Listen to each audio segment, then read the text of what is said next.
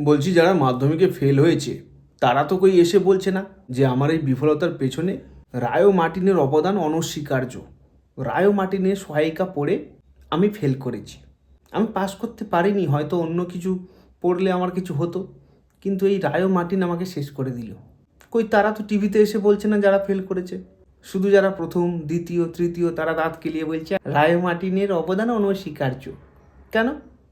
বাকি যাদের ধরো র্যাঙ্ক হয়েছে 5244, কই তারা তো এসে বলছে না।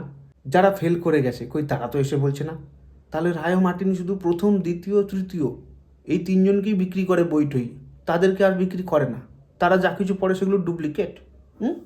প্রত্যেকটা বছর আমি খেয়াল করে দেখছি যে যারা প্রথম দ্বিতীয় তৃতীয় হচ্ছে তারা রায়ো মার্টিন পড়ছে, টিভিতে আসে দাঁত কেলিয়ে বলছে, তাদের কি খুশি মায়েরি। একটা কৃতজ্ঞতার ব্যাপার আছে তো, যার জন্য প্রথম হওয়া, যার জন্য দ্বিতীয় হওয়া বা তৃতীয় হওয়া, তাকে একটা কৃতজ্ঞতা স্বীকার করে থ্যাংক ইউ বলবে না? তার জন্যই টিভিতে আসে তারা।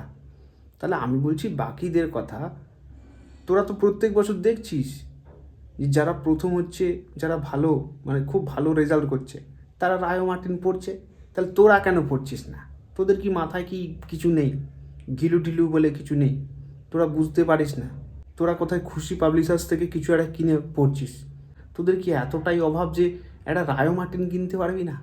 জীবনে শুরু হচ্ছে একটা পরীক্ষা, সেখানে তোরা গাফিলতি, উল্টো পাল্টা নোটবুক, নাকি বাবার কাছ থেকে পয়সা নিয়ে বিড়ি ফিড়ি খেয়ে নিয়েছিস?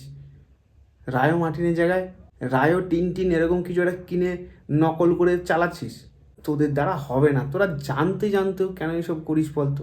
রায়ো মার্টিন পড়, কী পড়ছিস তোরা?